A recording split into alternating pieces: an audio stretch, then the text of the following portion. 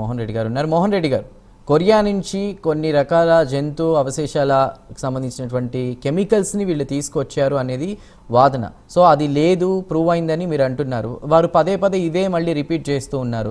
So ప్రమాణానికి కూడా సిద్ధం అంటున్నారు. అంటే దేవుడి విషయంలో రాజకీయాలు లేదా ప్రభుత్వాలు ఇవన్నీ పక్కన పెట్టేస్తే దేవుడు అనే ఆయన శాశ్వతం. మరి అలాంటి దేవుడి విషయంలో ఈ ప్రమాణాలు ఇవన్నీ కూడా అబద్ధపు ప్రమాణాలు అన్నట్టుగా కూడా వారి వ్యాఖ్యలు ఉన్నాయి. దానికి మీరేమంటారు?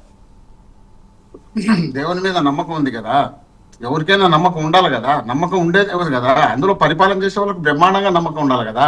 15 సంవత్సరాలు ముఖ్యమంత్రి ప్లస్ సాక్షాత్ వెంకటేశ్వర స్వామి వాళ్ళ కులదైవము, వెంకటేశ్వర స్వామి నమ్మిన వ్యక్తులు వచ్చి దేవుని దగ్గర ప్రమాణం చేయమను. దేవుని సాక్షిగా ఇక్కడ జగన్మోహన్ రెడ్డి గారి ప్రమేయంతో ఇక్కడ పంది కొవ్వు, ఆవు కొవ్వు, చేప నీరు కలిసినా అని చెప్పి ప్రమాణం చేయమని చంద్రబాబు నాయుడు గారిని చూద్దాం. అప్పుడు తెలుస్తుంది ఎవరికి ఏమన్నా. ఇప్పుడు వాళ్ళు ఒక తప్పుడు మాట మాట్లాడేందుకే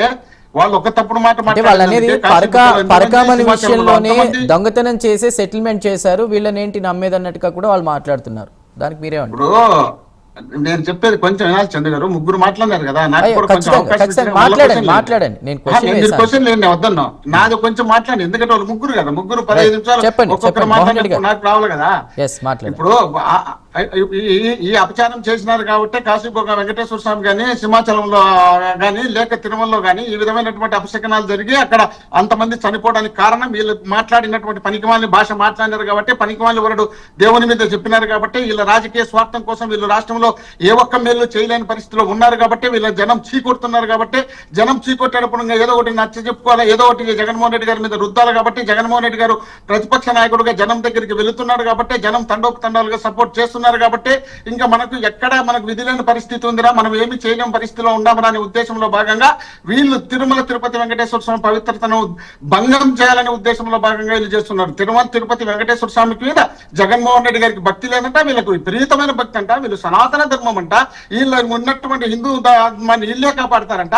హిందూ ధర్మాన్ని కాపాడే వాళ్ళైతే అమరావతి నుండి అమెరికా వరకు జగన్మోహన్ రెడ్డి గారు టీటీడీ టెంపుల్ కట్టించింది. అది తెలిదేమో ఒకసారి చూడమని చెప్పండి. 17,000 మందికి టీటీలో ఉద్యోగాలు చేసేటువంటి ఉద్యోగస్తులకు ఇంటి పట్టాలు ఇచ్చింది జగన్మోహన్ రెడ్డి గారు. దాన్ని గుర్తు పెట్టుకోమనండి. రాష్ట్రంలో దళిత గోవిందం అనే దాంట్లో మొత్తం తిరుమల తిరుపతి వెంకటేశ్వర స్వామి పవిత్రతను పెంచాలని ప్రతి దళిత వాడల్లో కూడా వెంకటేశ్వర స్వామి కళ్యాణాలు ప్రోగ్రాంలు చేసినటువంటి చరిత్ర వైఎస్ఆర్ కుటుంబందే. దీన్ని వీళ్ళు గుర్తులో పెట్టుకోకుండా వీళ్ళు ఇష్టం వచ్చినట్టు వీళ్ళు వాడుకుంటా, వీళ్ళు ఇష్టం వచ్చినట్టు తిరుమల తిరుపతి దేవస్థానాన్ని వాడుకుంటా, వీళ్ళేదో పెద్ద దేవుని సనాతన ధర్మము, వీళ్ళేదో పెద్ద ఘనకార్యాలు చేసిన వాళ్ళ మాదిరి వీళ్ళు చెప్పుకుంటూ తిరుగుతున్నారు. మేము వాళ్ళ మాదిరి మాకు మా నాయకుడు నేర్పిలా సుంటలు, సన్యాసులు, దురిద్రులు, నీచులు, రోమాలు బిక్తాం, చెప్పులు బిక్తాం, ఇట్లాంటి మాటలు మాకు నేర్పిలా. మా నాయకుడు ఏదో ఒక పద్ధతిగా మాట్లాడని నేను చెప్తారు, పద్ధతిగా మేము మాట్లాడతాం. వాళ్ళ చిన్న మాట్లాడారు మాకు నోరు లేక కాదు, ఒక్కటే ఒక చిన్న ప్రశ్న. నిప్పు లేనిదే పొగరాదు అంటారు కదా, వాళ్ళు ఇంత స్ట్రాంగ్ గా నిలబడి ఆరోపణలు చేస్తున్నారు. ఒకవేళ తప్పు వాళ్ళ సైడ్ ఉన్నా కూడా భగవంతుడి విషయం ఇది, రాజకీయాలు వేరే వేరే ఆయన్ని పక్కన పెట్టేస్తే భగవంతుడి విషయంలో వాళ్ళు ఇంత స్ట్రాంగ్గా ఉండి మేము నిష్ఠగా ఉన్నాం, ఖచ్చితంగా కల్తీ జరిగిందని అంత స్ట్రాంగ్గా ఎందుకున్నారంటారు? చంద్రగారు, పవిత్రమైన దేవాలయం తిరుమల తిరుపతి వెంకటేశ్వర స్వామి ఆంధ్రప్రదేశ్లో ఉండడం ఎంతో పుణ్యం చేసుకున్నామని మనం భావిస్తున్నాం. అలాంటి పవిత్రమైనటువంటి దేవాలయాన్ని ఏదో విధంగా జగన్మోహన్ రెడ్డి గారి మీద రుద్ది మనం డ్యామేజ్ చేస్తాం. జగన్మోహన్ రెడ్డి గారిని నమ్మేది జనం అంతా వెంకటేశ్వర స్వామినే. వెంకటేశ్వర స్వామితో ఆడుకుంటేనే మనం బ్రహ్మాండంగా ఉంటుంది ఆట అన్నట్టు వీళ్ళు ప్రయత్నం చేసి రాష్ట్ర ప్రజలను అన్యాయం చేస్తున్నారు. కాబట్టి వీళ్ళు సిట్టు మేము వేస్తున్నామంటే సిట్టు వద్దయ్యా మీరు సిబిఐ వేయండి అని చెప్పి వాళ్ళు కాదు మేము పోయి అక్కడ సుప్రీంకోర్టులో చేసిన వీళ్ళు కూడా కేంద్రం వాళ్ళంతా మిలాఖత్ అయినారు కాబట్టి, మిలాఖత్ అయిన వాళ్ళంతా ఒకటే రకంగా ఉంటారు కాబట్టి ఈ విధంగా జరగకూడదనే ఉద్దేశంలో భాగంగా సుప్రీంకోర్టును సంప్రదిస్తే సుప్రీంకోర్టు పిలిచి మీకు గుర్తుందా సిగ్గుందా లేదా, అది ఆంధ్రప్రదేశ్ కు సంబంధించే కాదు, తిరుమల తిరుపతి దేవస్థానం యావత్ ప్రపంచం అంతా అభిమానించే వెంకటేశ్వర స్వామి. అలాంటి వెంకటేశ్వర స్వామి ప్రసాదంలో ఈ విధమైనటువంటి భాష మాట్లాడడానికి సిగ్గు లేదా? ముఖ్యమంత్రులుగా ఉన్నటువంటి వ్యక్తులు మీరు ఎట్లా మాట్లాడతారు? నిర్ధారణ మీరే ఎట్లా చేస్తారు? అసలు అక్కడ ఏమన్నా మీకేమో ప్రూఫ్స్ వచ్చినాయి, ఆ ప్రూఫ్స్ రాకపోతే తెలియక ఆవు కొవ్వు పంది కొవ్వు ఎనుము కొవ్వు అని మీ ఇష్టం వచ్చినట్టు మీరు ఎట్లా మాట్లాడారని సుప్రీంకోర్టు మందలించి సిబిఐ వేస్తే సిబిఐ సిట్టు రెండు కలిపి నివేదిక ఇచ్చి ఆ నివేదికలో లేదని తేలితే నివేదిక లేదని తేలిన తర్వాత ఇంకా జనాలు మన ముఖాన్ని ఉమ్మేస్తారా అని తెలుసుకొని అప్పుడు మళ్ళీ జగన్మోహన్ రెడ్డి గారిని ఏదో విధంగా డ్యామేజ్ చేయాలనుకుంటే జగన్మోహన్ రెడ్డి గారి ఫోటోను భూమన కరుణాకర్ రెడ్డి గారి ఫోటోను వైవి సుబ్బారెడ్డి గారి ఫోటోలు వేసి ఫ్లెక్సీలు కడతారు. ఫ్లెక్సీలు కట్టిన తర్వాత ఇది పవిత్రత, దేవునికి సంబంధించిన పవిత్రత కాబట్టి ఈ పవిత్రత దెబ్బ తినకూడదనే ఉద్దేశంలో భాగంగా, ప్రజలకు అరిష్టం జరగకూడదనే ఉద్దేశంలో భాగంగా వైఎస్ఆర్ కాంగ్రెస్ పార్టీ తరఫున వెంకటేశ్వర స్వామి గుళ్ళ పూజలు చేసి ఆ పూజల్లో 101 టెంకాయలు ప్రతి గుడిలోనూ ప్రతి నియోజకవర్గంలో ఆ పూజ చేసే కార్యక్రమం ఏం చేపట్టి అక్కడ పోయినప్పుడు అక్కడ టెంపుల్ కి సంబంధించి వెళ్ళేటప్పుడు మా అంబటి రాంబాబు గారికి ఆ ఫ్లెక్సీ కనబడితే ఆ ఫ్లెక్సీ తీసేయండి, ఇది పద్ధతి కాదు, మీరు కట్టారు, ఇది మళ్ళీ దేవునికి ఇంకా కొంచెం అపవిత్రం చేసినట్టు అనిపిస్తుంది, ఒకరికొకరు వైషమ్యాలు పెరుగుతాయి, పీకేండి అంటే ఆయన మీదకి దాడికి వచ్చి ఆ దాడికి వచ్చినటువంటి వ్యక్తులు వచ్చినప్పుడు వాళ్ళు తిట్టిన భాషలు తిట్టినప్పుడు ఆయన ఏదో నోరు స్లిప్ అయితే ఆ నోరు స్లిప్ అయినందుకు ఇంటికి పోయి వీళ్ళు అడక్కమని పోయి ఆయనే క్షమాపణ చెప్తే క్షమాపణ చేసిన వ్యక్తి ఇంటి ముందరికి పోయి వాళ్ళు కట్టెలు రాళ్ళు బ్రాట్లు తీసుకొని పోయి ఆ బండిని కొట్టి బండ్లు బాలు కొట్టి ఇల్లు బాలు కొట్టి ఇంట్లో అగ్గి పెట్టి మీరు